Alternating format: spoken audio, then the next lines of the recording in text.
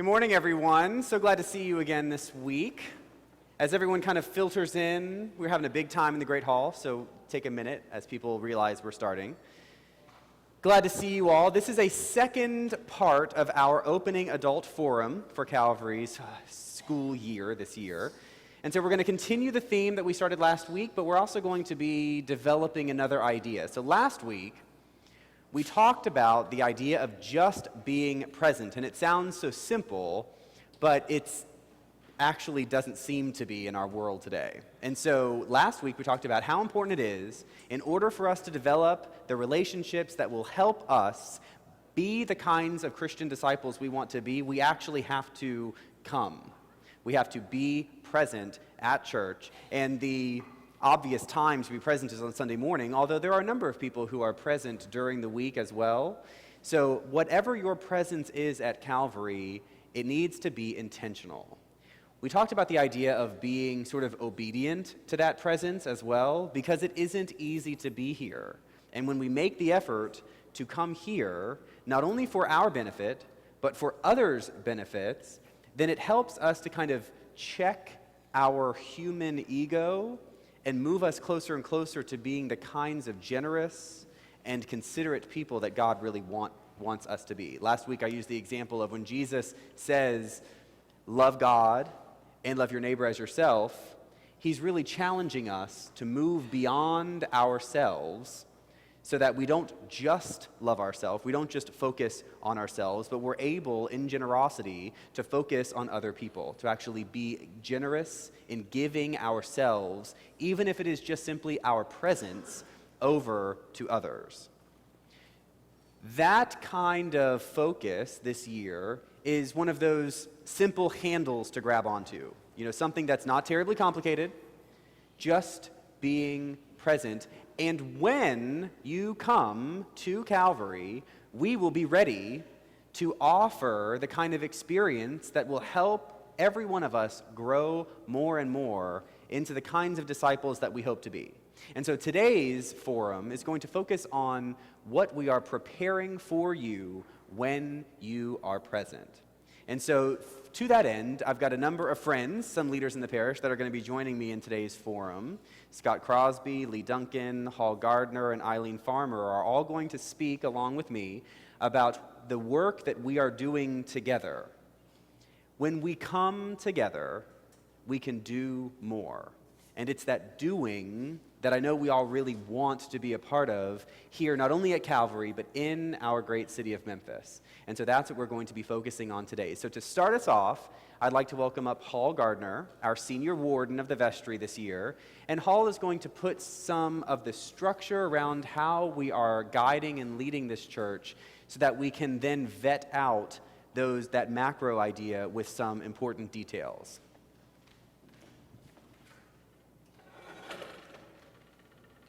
Hello, can you hear me? Does this work? Okay. So what I wanted to do was just give you an update on the work of the vestry and what we have sought to accomplish over the last year. Real quickly, the vestry is organized into 3 working groups, and those 3 working groups are formation, ministry, and administration. Formation and ministry are very subtle in the differences, but the formation group works on church services and Christian education. Ministry works on more of the programs of how we interact. So when you see the Eucharistic visitors, that's under there, and also our outreach programs. Then last is administrative, and obviously that's the part that functions around the money, the buildings and the grounds, and the relationship with the church's endowment. Any questions on how the vestry is formed or the 3 different working groups? Where I'm going next is just talk about what each working group has worked on in the past year. No questions? Formation. Now Chris is actually going to get back up and talk a little bit more about the adult formation, so I'm not going to steal any of his thunder on that topic. When we formed the 2014 budget, we did allocate money to hire a youth minister, and if you were here a couple of Sundays ago, you met or were introduced to Kayla Bardish. So she is on staff, and so that was one of the goals for the past year. Another goal was the evening worship service that is held on the second Sunday of every month, and it features the Red Door Band. So that is going strong, and attendance with that has been picking up, and the band is getting tighter and tighter, and that seems to be working very well. Any questions on the formation group? Okay. The next group is ministry. And remember how I said formation, ministry, very subtle. Here's one of the things that was identified. We are getting a lot of visitors to the church, which is good. And so the ministry group realized the need to retool and retrain the greeter ministry so that these visitors, so that the visitors are shepherded through to get them to ultimately become engaged members of the parish. So that was another big push, or that was one of the big pushes for the ministry group to have the greeter ministry going at the beginning of this year. Also underneath the ministry group is our outreach programs. And we do have some outreach programs that are actually housed in buildings that Calvary owns. So the Hub is one of those, and Calvary Place is another one of those. And in the past years, neither one of those groups have had leases with the church. And so in the past year, we have tried to formalize those agreements that benefit both sides. And you say, well, how does that benefit both sides? Well, the Hub is a great example because the Hub used to operate out of the building that faces Jefferson, and that building had some repair issues, including a leaking roof, and then the air conditioner went out. And our finances were not able to cover that, to repair that building. So the easiest answer at that time was to have the Hub move to the building it's in now, which faces Second. But about this time last year, there were problems with that building. And once again, the finances at the church were very tight and the issues. And so by having a lease agreement in place between the two parties, the Hub knows that they are there for another 3 years, and we know who's responsible for what parts of the building as far as maintenance and care of that building. So there was a lot of work put into those two relationships, which are underneath our umbrella. Any questions on any of that? Okay. Now, the other outreach that is in the process of being researched is Thistle Farms, and that is a group out of Nashville. Eileen, you may be talking more about that. All right, I won't steal your thunder. I'll let Eileen talk about that. So the very last group is administration. And we covered two things that were a little bit unusual. A mutual ministry review. This is actually something that was called in the employment agreement with Chris through the diocese. And when you think of mutual ministry reviews, well, remember Philip Wea. Philip said, you know, the end result of a good call is that you are a congregation who knows where you're going and knows where you want to, who you are and where you want to go.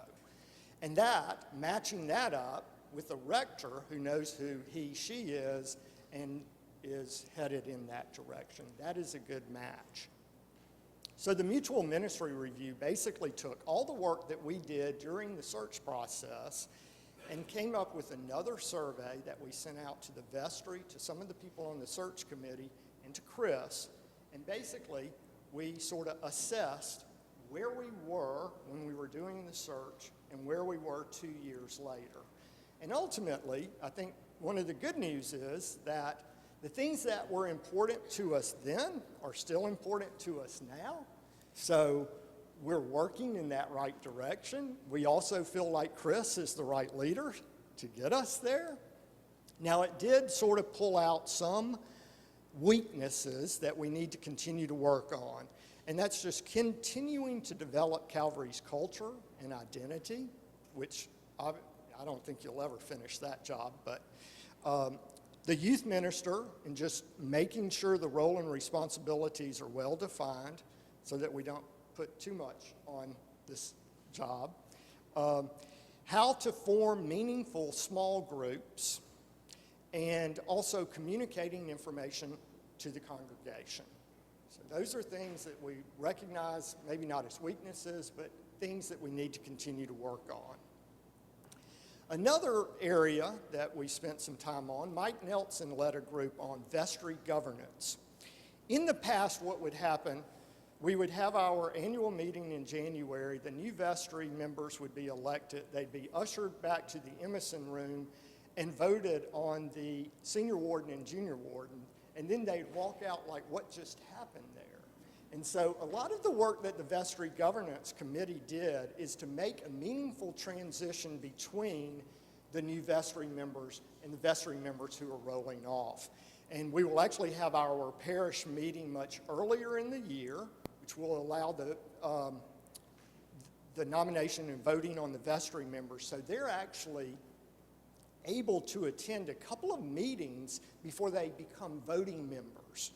Because what has happened in the past, the outgoing vestry has developed the budget, but it's the new class who has to vote on the budget. So we really felt like it was important for them to be a part of the budgeting process, and that they are a little bit better informed when they're asked to vote on a budget and when they're asked to vote on vestry leadership.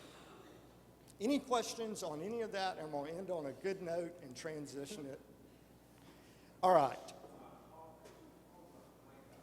A little bit higher? All right. Very good. Thank you. The last one, and the good news, is budget and finance. For the first year in 7 years, we were able to go through the summer without tapping into our line of credit.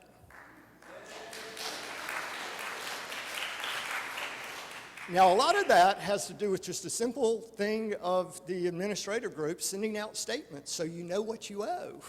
But another big part of it is a thanks to you for paying your pledges on time. The budget over the past 2 years, so how did we do that? Not only is it the revenue side, but it's also the expense side. You'll recall 2 years ago, we did make some staffing changes. So this is the first year that we really benefited a full year of the staffing changes that took place. And also in the last year, the vestry cut out approximately $170,000 from the budget. So we went from a budget of about 1.6 to about 1.3. Now, I wish I could tell you that it ended there, but the 5 to 8 year plan is to build up a working capital so that we don't have to go into our line of credit. And the other thing is to build up a maintenance reserve of approximately $400,000. We live in an old building. We all love this old building, but it's expensive to maintain it. So if we had a $400,000 maintenance reserve, we would be able to tap into that instead of having to go into debt to make repairs. Now, any other questions? Any questions? Okay, with that, I'm going to hand it over to Lee or to Chris, but it's the development part that's coming that I really want you to listen to. Yes. Thank you, Hall, very much. Hall has done a remarkable job in so many ways, especially this year as senior warden. Absolutely.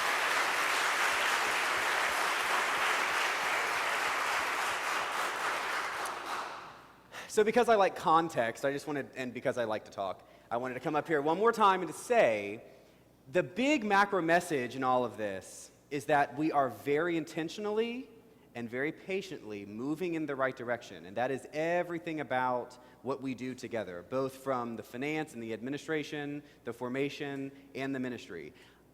I am not a patient person. It is really difficult for me to kind of move in a measured sense, patiently, through all these things, but it's good for us as a congregation. It gives time for everyone to participate, for that ownership to increase all the way around, and for people to feel like they are a part of it. I hope you feel like you are becoming more and more a part of what we do here at Calvary. That's the point of these kinds of messages regularly being communicated to you, is that you realize this is your church, it is our church, and we are responsible for it in all these good ways. And we are moving in the right direction intentionally and patiently and making some really great progress.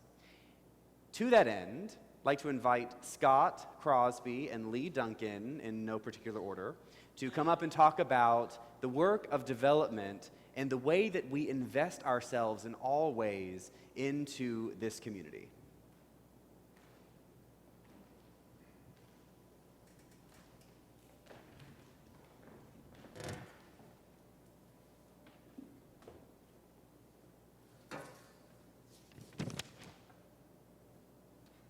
Good morning. So I'm here to talk about stewardship already, if you can believe it. And I want to talk about it and tell you that stewardship already, at Calvary, it's yes and no. It's certainly not stewardship time as we've known it historically at Calvary, but your Calvary community, the Calvary stewardship team, which Lee and I lead this year, is moving to embrace a fresh and perhaps more expansive view of stewardship and pledging. Rather than conduct a campaign each year in which we quarantine our pledges to the last quarter of the year or maybe a few weeks at the end of the year, we want Calvary to approach giving as a culture and a year-round giving or spirit of giving and community. Admittedly, our stewardship campaign structure has served Calvary well in the past, and at times wonderfully. Of late, however, led by our Rector, your current stewardship team and several leaders from recent years have found some of our tried and true callers weary, and all agree that leaving our efforts to the final quarter of the year is stressful to the team and to the financial predictability of the budget. More holistically, by expanding our efforts, our larger aspiration is that a spirit of giving and community may take flight at Calvary by encouraging a transformation of stewardship and pledging into a constant year-long awareness of giving in community and much less of an annual obligation that hits us and strains us at the end of each year. So hopefully, with a little bit of this persuasive justification, I want to set out a portion of the concrete structure for our new stewardship campaign. We recognize it's going to take time to implement the full intent of this change, but here are a few things that we are doing this year. First, we're going to have a chair and a vice chair of stewardship. Historically, there's been a new stewardship campaign chair every year, and then you begin again with someone brand new who had nothing to do with the campaign the year before. So the first thing we did was I continued to be involved in a leadership role from last year where I was with Madge. And then I'm chairing it together with Lee Duncan, and then Lee Duncan is going to chair it next year with a new vice chair, so there's continuity in leadership. In addition, we have recruited and obtained commitments from 5 parishioners whom we met with this morning who will serve as team captains. Each captain has a team of 4 other parishioners, thus making 5 teams of 5 people each, or 25 people involved in the stewardship community building effort.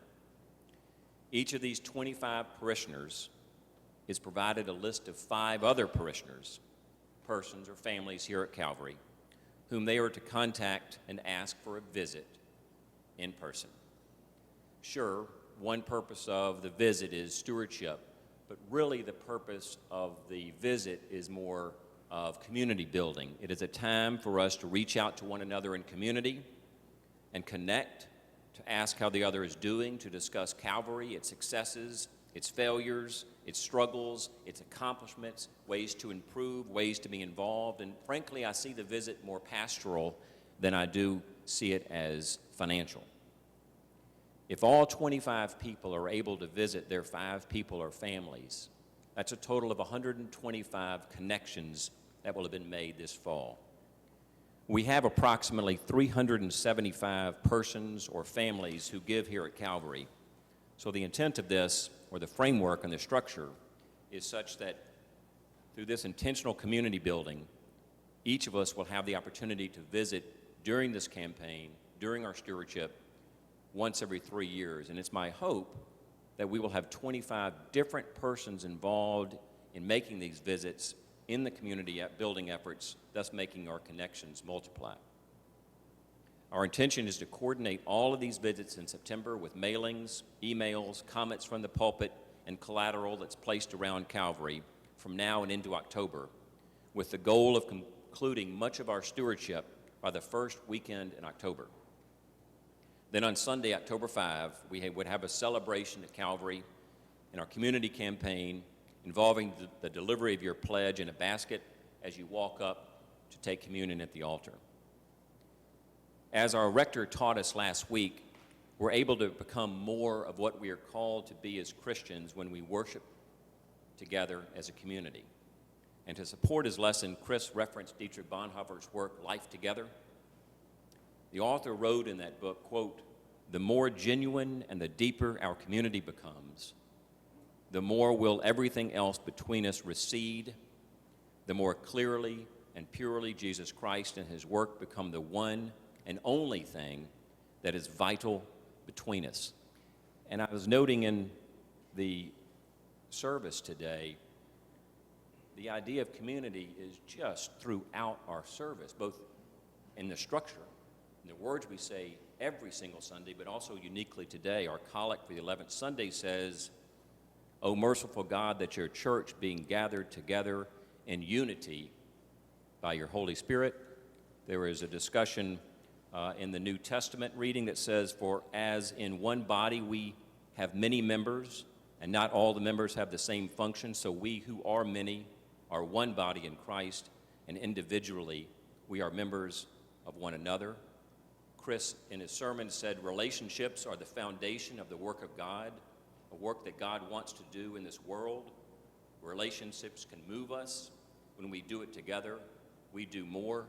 And then finally, at the end, sending off the Eucharistic visitors, it says, "We who are many are one body because we all share one bread and one cup." I interpret these words, both from Bonhoeffer's work and also from our service today, to mean that all of our work here at Calvary, including the material necessity of stewardship campaigns, should be part of a larger effort towards getting to know one another, removing barriers which keep us from knowing each other, and to create a community where we all work together as a congregation, where the one thing vital between us is the work we're called to do through Christ. So when you receive a pledge in the mail, or better yet, when you receive a call this year for a visit with a friend or possibly a new friend, be receptive, be open, be a part of Calvary's community. And as our campaign slogan is this year, we can do more together. Thanks.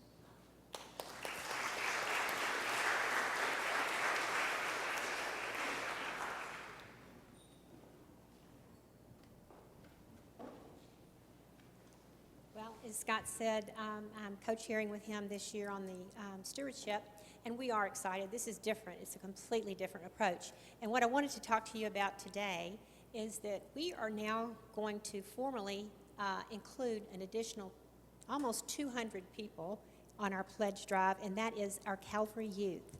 There are approximately 200 youth, which would be under college age here.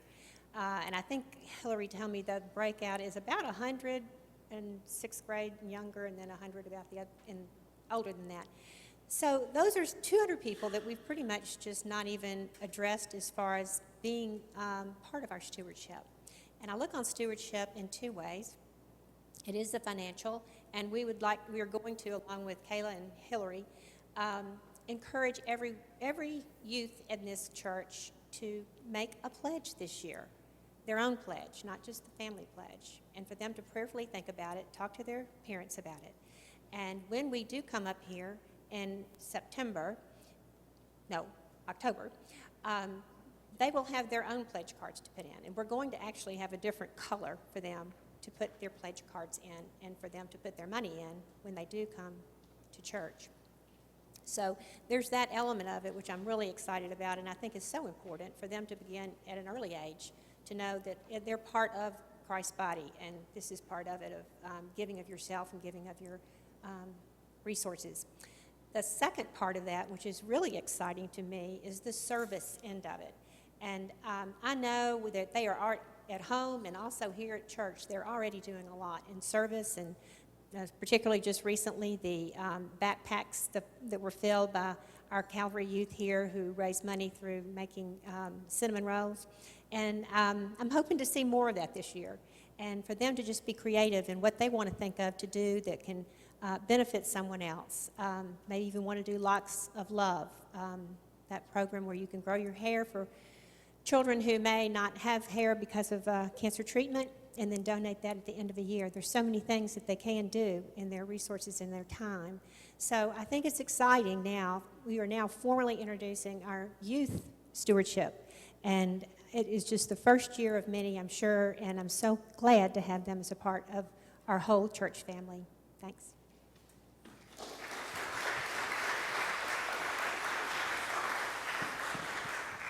So again, a big thanks to Scott and Lee for their coordination of this effort. Like they said, investing yourself is more than just money. Yes, money is important because money is the way that we really understand the world, and unfortunately it's the way we understand the world a little more than it should be. But investing ourselves in all ways, both being present here in the ministry that we do and the gifts that we are to one another, and we're going to be engaging our young people in all of that kind of investment this year in a brand new way, in a way that's actually unique. We can't find a model like this in any other Episcopal church around the country, and so we're beginning this as a way of being a resource to other churches around the country as they engage their young people more and more.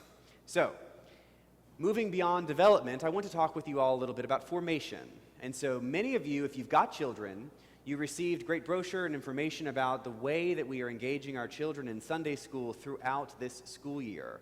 We are also making a big push in the way that we engage adults. There are going to be 2 tracks, sort of 2 courses that you can participate in as adults this year at Calvary. The first track is going to be focused on learning the broad arc of the biblical story. For those of you who may have never read Scripture on your own, or perhaps can't really recall kind of the beginning to end, that Genesis to Revelation kind of arc of the story, this class is really for you.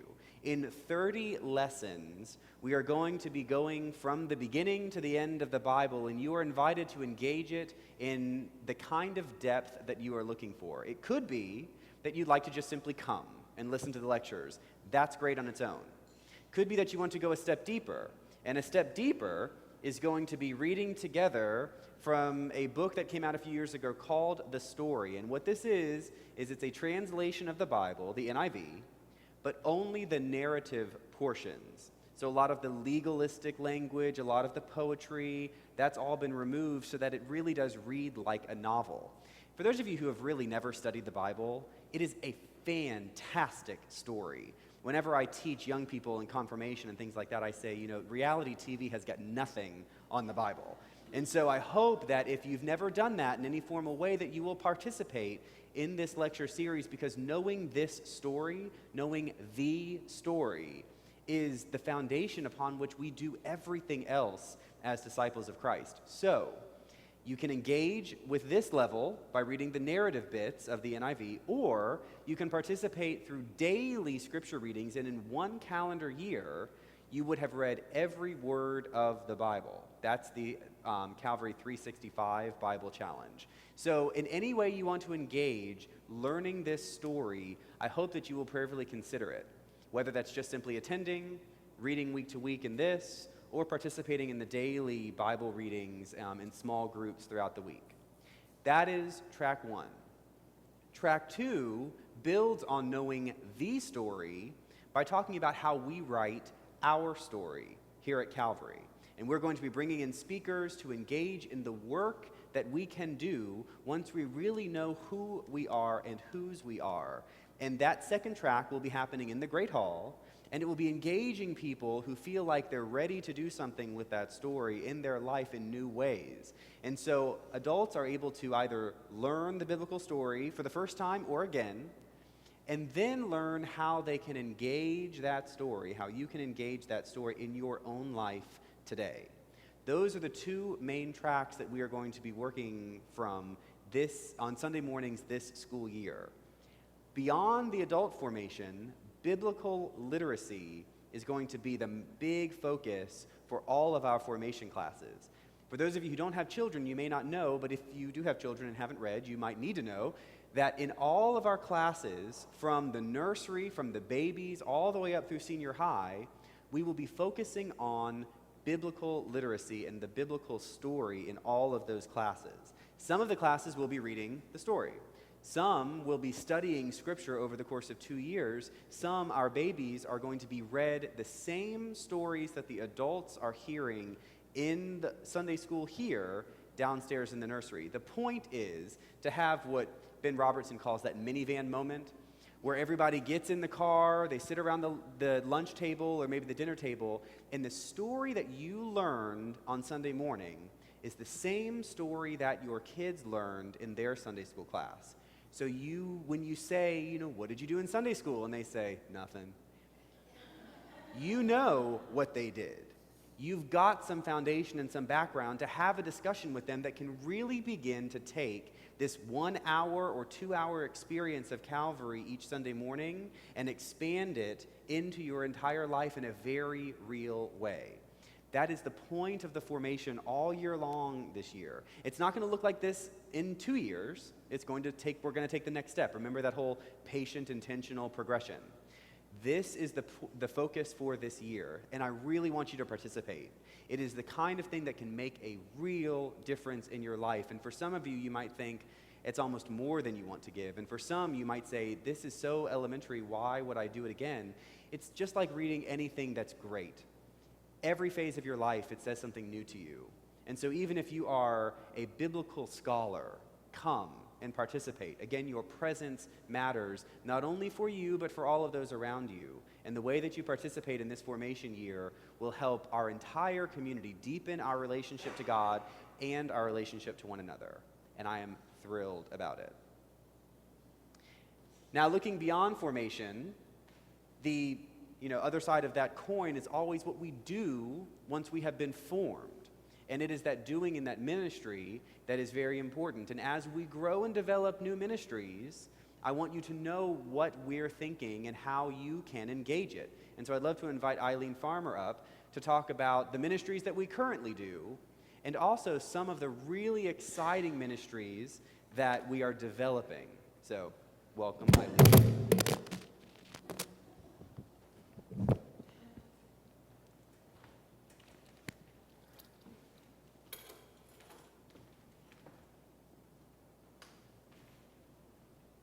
Chris talked some about his impatience to make things happen, but when you're doing ministry, it almost requires that you do so with more patience than you think you have. So I want to just do a quick list of some of the things that are already underway at Calvary, and then I want to take a brief moment and tell you about a new project that we are trying to midwife, and of course, if you are a midwife, it requires great patience. So much of ministry that happens at Calvary, or any place else really, is hidden. Pastoral care, for example. Many of you who are here are on a pastoral care team, or you have received a touch from a pastoral care team sometime if you had a baby or your grandfather died or whatever. But almost all of that work that is done by approximately 50 to 60 volunteers on a weekly basis, all of it's hidden. You never even know about it. But it requires the love and energy of a lot of people here. I was very encouraged, a little bit surprised, but re-energized recently when we posted a modest little blurb in an epistle asking for donations to purchase T-shirts for children at the Lamb Institute in Tegucigalpa, Honduras. And I believe the original request was somewhere around $600. And we raised that so easily with one little blurb, and even had an additional $1,200 to send to the Lamb Institute. That tells me that there is still passion in this place for that beautiful ministry. Many of you, maybe not many of you, some of you have been on mission trips to Tegucigalpa, and it helps the people there, and it is absolutely transforming for those of us who go. And I'm looking at Bailey, who has been many times and just finished an internship there, right? Grace. Well, those Bethel girls, you can't keep up with what they're doing. They both have had deep and beautiful experiences with the children of Lamb. What I have been engaged with for almost a year is an idea to replicate in Memphis the Magdalene House and Thistle Farms ministry that began in Nashville 17 years ago by an Episcopal priest named Becca Stevens. She's been here to speak for Lenten preaching a couple of times, and many of you have heard her and know about this ministry. If you have never heard of Magdalene House or Thistle Farms, Google it this afternoon. Google thistlefarms.org and see what they are up to. This is a restorative ministry that is directed toward survivors of human trafficking, prostitution, addiction, and life on the street. So the target population are the most vulnerable women in our city. There is a lot of resource developed for men, lots of resource available to men in our community, much less for women. And we want to change that. We want to be a part of what has become not just a ministry in Nashville, but a nationwide movement. And there are houses similar to Magdalene Community, which is a 2-year free residential program for women coming out of prison or off the street. There is a community in Memphis called the LeSue community, based on the life and inspiration of Saint Therese of Lisieux. And that house is open and is beginning to receive their first residents. What we at Calvary have been working on in tandem with that is the social enterprise. We're calling ourselves for now the Friends of Thistle Farms. In a conversation that Becca Stevens and I had last year, she said, if I had that whole social enterprise to do over again, I would focus on tea and on herbs and tea. So that's what we are doing. We have an herb garden, which we have planted and tended all summer long in collaboration with Church of the Annunciation out in Cordova. They have 3 acres of farmland, and we have 10 little herb beds out there. And we also have 2 beehives. And the point of that is to experiment this year to see what will do well on the land that we have that is available to us for as long as we want to use it, and see what we can do to create a viable business that would provide job training and employment opportunities for women who are housed at LeSue Community or perhaps other houses, which we hope will emerge as this ministry grows. There are lots of people already who have touched this ministry, some in huge ways, some in supportive background ways, but it is a ministry that will need all of us if we are really to move really to move this community out of a place where so many people, so many women are victims of all kinds of violence, and provide for them another way to be in the world. How am I doing on time? Can I have 2 more minutes? Okay. 2 more quick things. This is really an interesting part of the story to me. We have 2 beehives, and what I didn't know is that we have a number of beekeepers who are members of this parish. And they have been tending our bees. The story really gets exciting, though, and very interesting to me. You will be hearing more about bees in Calvary's bell tower. We have somewhere between 40 and 80,000 bees in the bell tower. And we are not going to get the exterminator to spray them and kill all the bees. You've all heard about colony collapse and what is happening to honeybees across the country. So we are going to rescue those bees and eventually install them in 2 additional beehives at our apiary at the Church of the Annunciation in Cordova. This is very exciting. Those bees are, I mean, it's a cliche to say that you're as industrious as a bee, but they produce. And the metaphor of what happens in a beehive, where you have a queen who is giving birth daily to a couple of thousands of new lives. And then the bees, all of which are women, by the way, the girl bees, the worker bees, go out and do the pollinating. They spread the word, and they create a product then that has so many multiple uses and are absolutely necessary for the health of our planet, really. So look for stories about the bees, the Great Bee Rescue here at Calvary. I want to close by telling a personal story that happened to me just this past week. I have been devoting a lot of my time here at Calvary to try to learn about the systems that are already in place in Memphis, what's missing, what is appropriate for Calvary to do. So I've spent lots of time in conversation with all kinds of people, everyone from Amy Wyrick in the DA's office to Stephen Bush in the public defender's office to all kinds of things.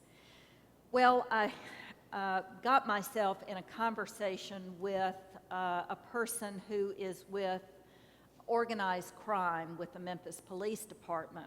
And we were having a conversation about yet another program which will unfold at Calvary. Read your chronicle, you'll hear about it. And I said, I really want to understand the process by which women who are hanging out on the streets, selling sex, I want to know what happens to them. How do you find them? What do you do with them? And what happens to them once they are arrested? I want to understand this process. And he said, well, then come with me next week. I'm going out on a sting. So I did.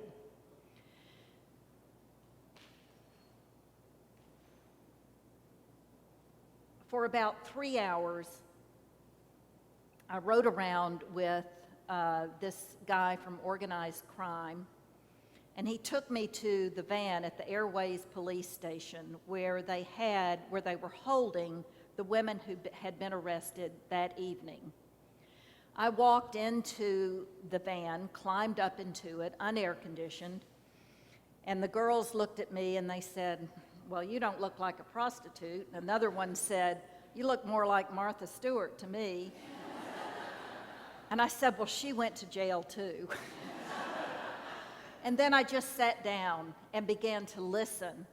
And they seemed to be comfortable. Their conversation didn't change with me being a part of it. And I listened to them talk about their lives of abuse and loss. One of them talked about, well, when my baby died, this is what happened. Another one said, well, I haven't seen my baby.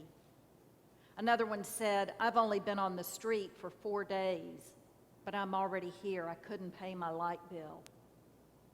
They talked about lives that are as real as ours, lives that have as much love, as much longing, as much desire to live fully as we have. So I told them about Magdalene House. I told them about the LeSue community, gave a couple of phone numbers and website addresses. But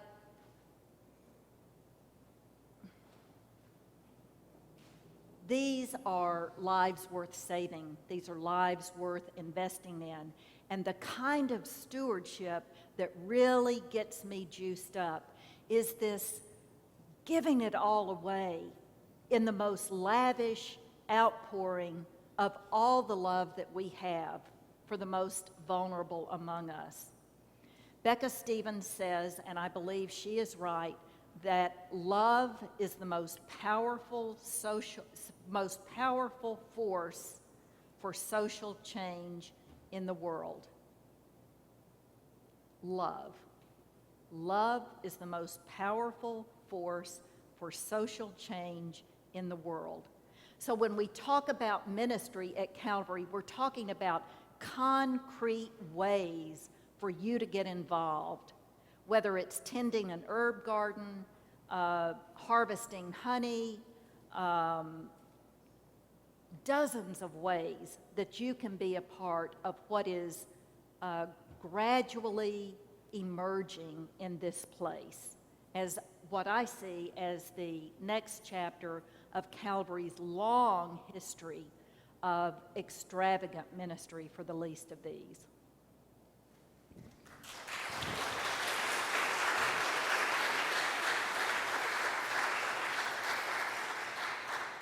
And so to close simply, it's an invitation for you to continue to develop your relationships both with one another, but also with those around us in this block, in this city, in this region, because it is through the love that we share with each other and the way that we honor and dignify God's presence and everyone else around us that love will heal. And so I thank you very much for listening again today. If you want to participate in a ministry, you may not even know what it is, but you know you want to participate, find me now. Tell me, tell Eileen, tell Yvette, I see her in the back. We will plug you in. Just make your name and your voice heard. Thank you all so much. It'll be a great year at Calvary.